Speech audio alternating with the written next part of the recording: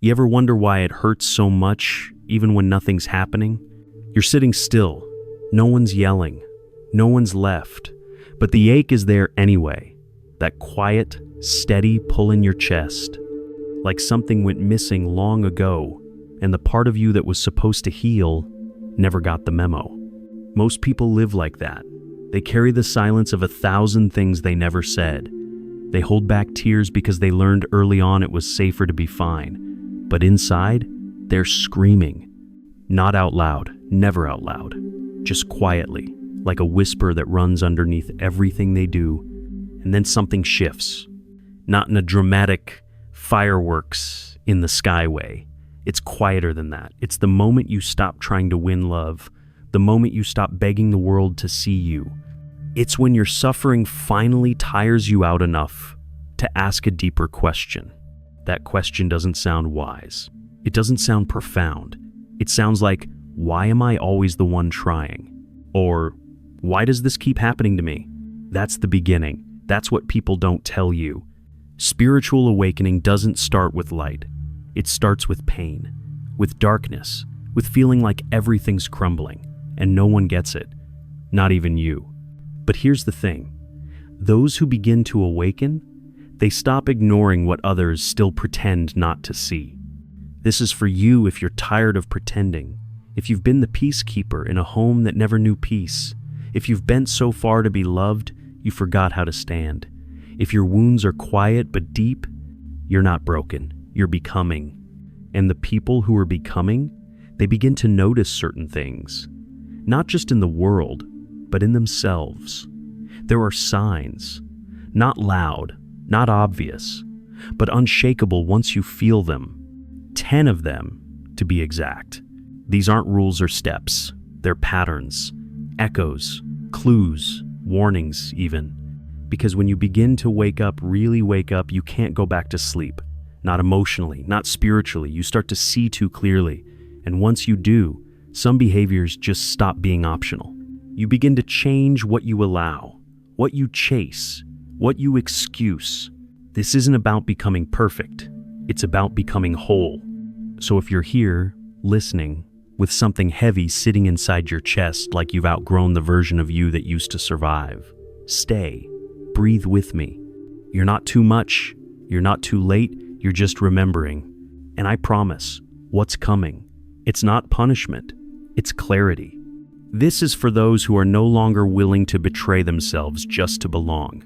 If that's you, welcome. And if you find something in this that feels like truth, something you've been waiting for someone to finally say out loud, hit subscribe, like the video, and stay close. Not because you should, but because you're ready. The first sign you've started to wake up, you stop ignoring your body when it says no. Not just in the obvious ways like fatigue or illness, but in the quieter ways. The tension in your shoulders when someone crosses a boundary. The tightness in your chest when you're about to people please. The sudden exhaustion that hits when you're pretending to be okay. Spiritually awakened people don't bulldoze over their bodies anymore. They've learned usually the hard way that ignoring those signals costs too much. That migraines weren't random. That chronic pain had a voice. That anxiety wasn't just a chemical storm, but a scream from within saying, "This isn't safe." They don't force themselves into rooms that feel wrong. They don't fake smiles just to keep others comfortable. Because when you start healing, the mask becomes unbearable. You can't play the role anymore. And it's not about being rude or dramatic. It's about being honest. About listening inward, not outward. Because when your soul whispers, "This isn't it," spiritually awakened people don't override that with logic. They trust it, even if it doesn't make sense to anyone else. The second sign, you stop reaching for chaos just to feel alive. So many of us mistake intensity for love. We're drawn to the fire because we were raised in it. We think if our heart's not racing, it must not be real. But here's the truth. Healing is boring. At first, it's calm, predictable, safe. And for the unhealed parts of you, that feels like death. Spiritually awakened people notice when they're craving adrenaline instead of connection. They catch themselves before texting the one who brings butterflies made of knives.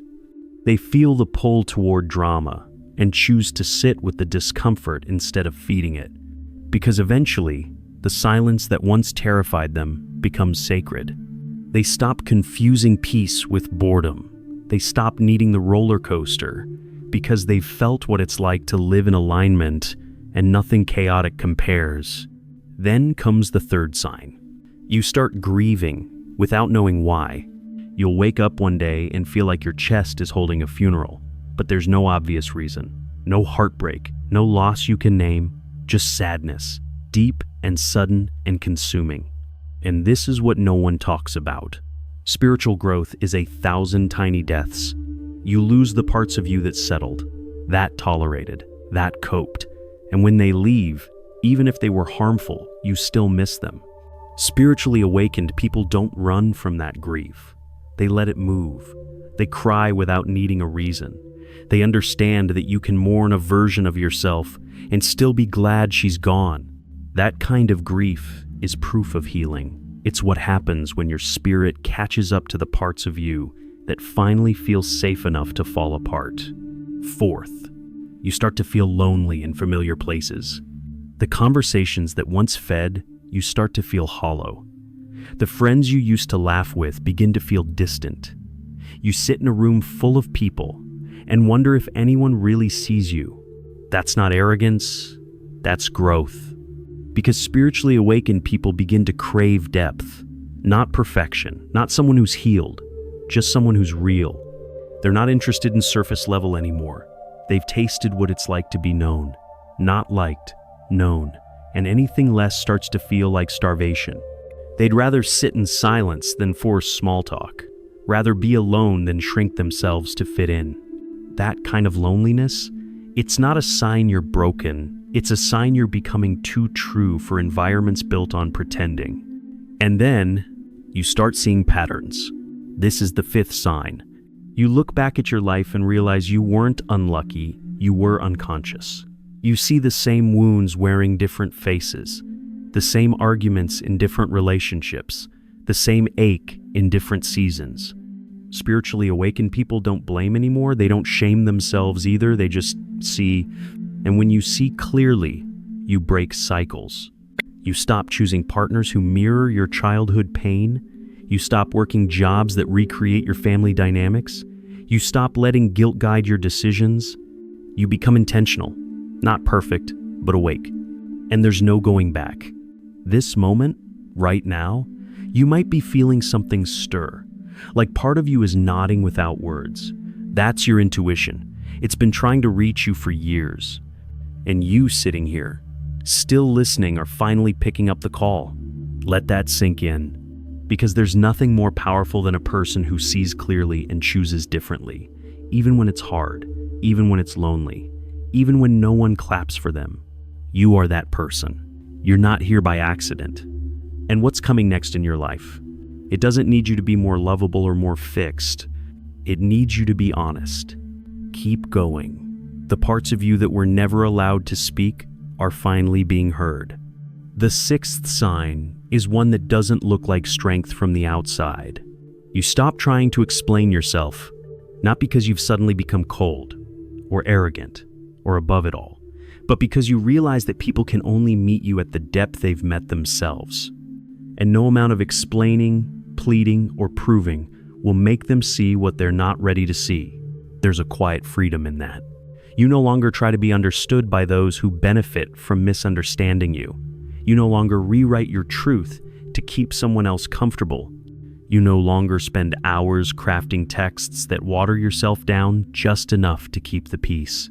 Spiritually awakened, people learn to speak from the heart and then let go. If someone doesn't hear them, they don't chase. If someone twists their words, they don't spiral. They know the truth doesn't need a defense team. It just needs peace. And that peace begins when you finally stop seeking validation in places that were never meant to offer it. The seventh sign shows up in the most unexpected way. You become softer, not weaker. At first, healing makes you hard.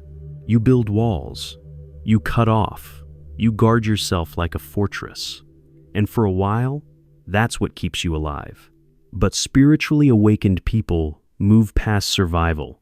They step into something much more dangerous: vulnerability.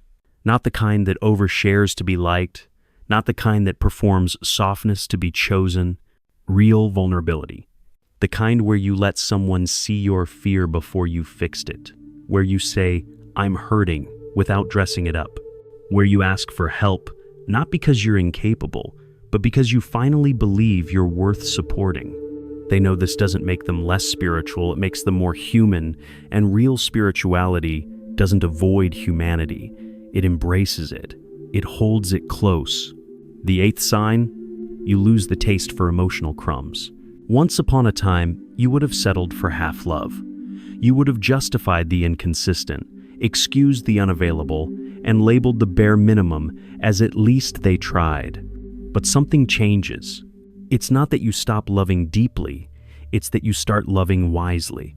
Spiritually awakened, people stop chasing the hope of potential. They stop making excuses for behavior that feels like rejection dressed up as mystery. They stop assigning meaning to mixed signals, like they're decoding some divine message. They see it for what it is: not enough. And they walk away not because they stopped caring, but because they finally care about themselves too. This shift isn't loud. There's no dramatic exit. Just a quiet decision. I won't abandon myself to be chosen again. The ninth sign comes when you least expect it. You forgive, but not the way you were taught. Forgiveness in this awakened space isn't about erasing pain or pretending it didn't matter. It's not about reconciling or re-entering a dynamic that hurt you. It's about cutting the cord. Spiritually awakened, people forgive to free themselves. They understand that holding on to resentment is like drinking poison and waiting for the other to suffer. And so, they set it down. Not because the other deserves it, but because they do. But don't mistake this for naivety.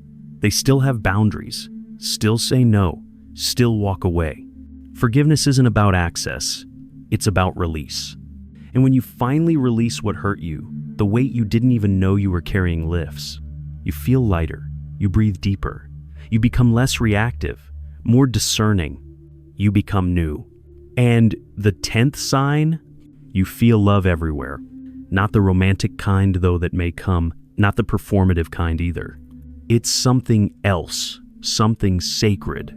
You start to feel love in the wind, in a child's laugh, in the way the sky shifts before a storm.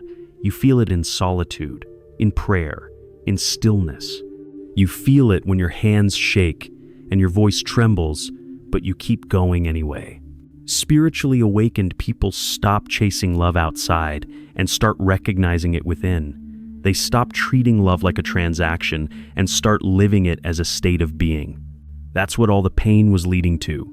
Not punishment, not karma, but this: a return to self, to truth, to love not as something to get, but something to remember.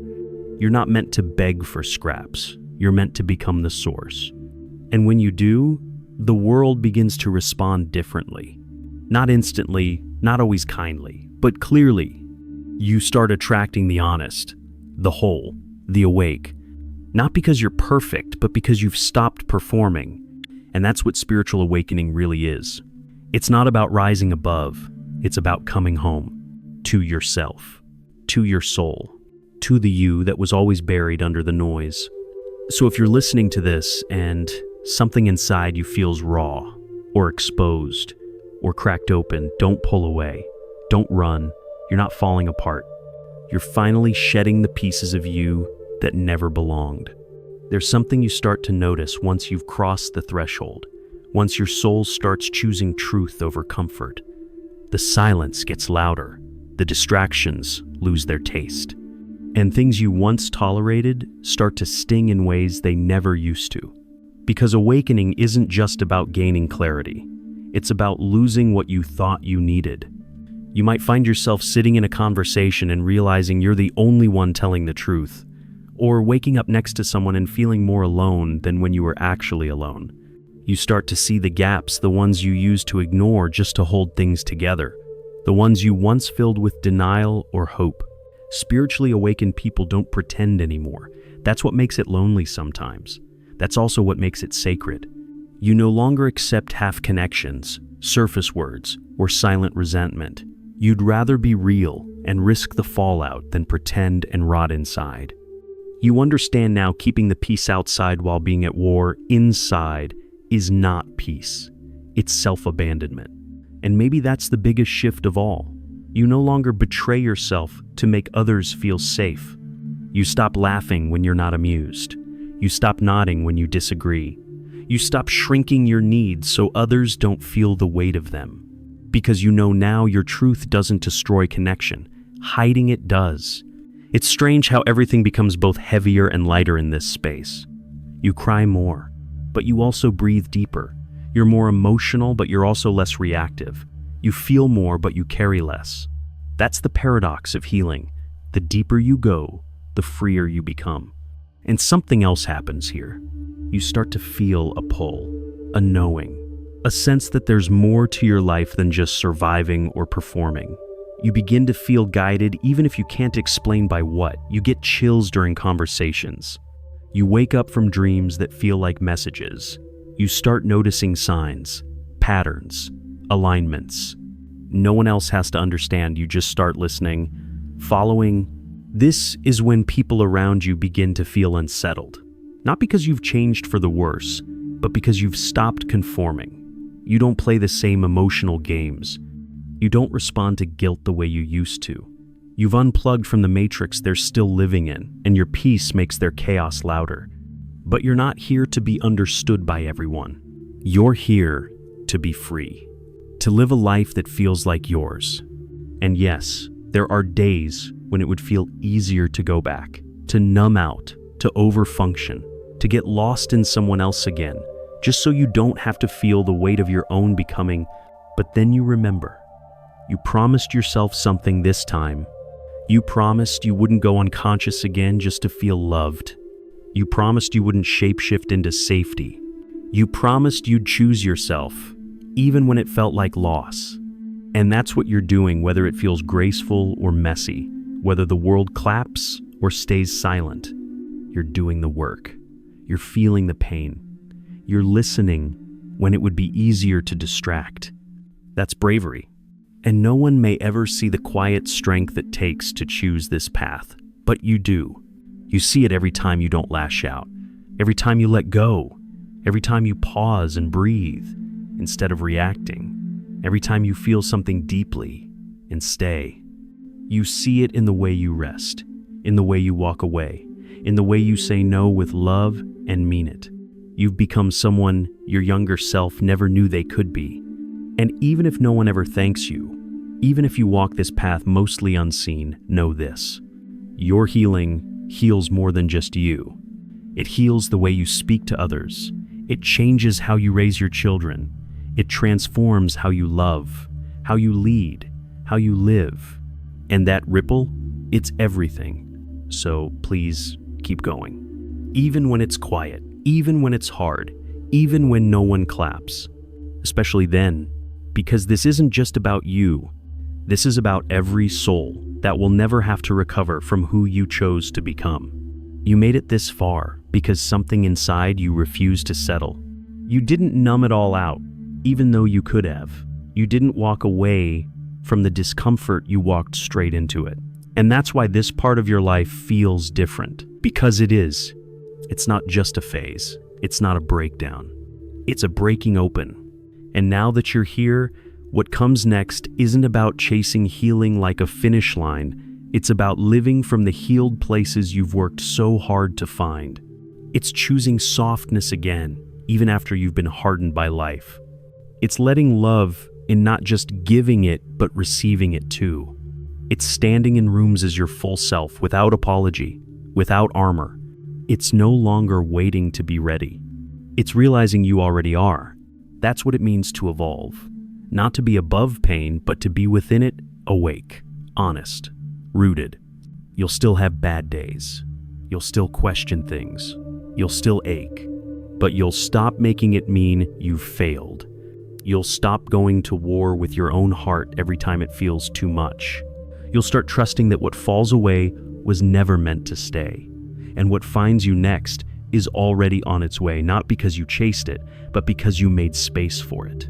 That's your new life. The one you built by not ignoring what hurt anymore, by not settling for what silenced you, by not pretending your soul wasn't screaming for more. And if no one's told you yet, I'm proud of you. For the boundaries no one sees. For the nights you cried and didn't text them back. For the moments you didn't break your own heart just to be chosen. This journey is sacred. And you are not behind. You are not broken. You are not too late. You're blooming even in the mess, especially in the mess. So take a breath. 10 behaviors spiritually awakened people. Never ignore signs you've evolved. Carl Jung. Let it land. And when you're ready, share this with someone who needs to hear it too. Not because they have to, but because they're ready, just like you were. Subscribe if this spoke to you. Like it if it helped you breathe. Comment if something inside you finally felt seen.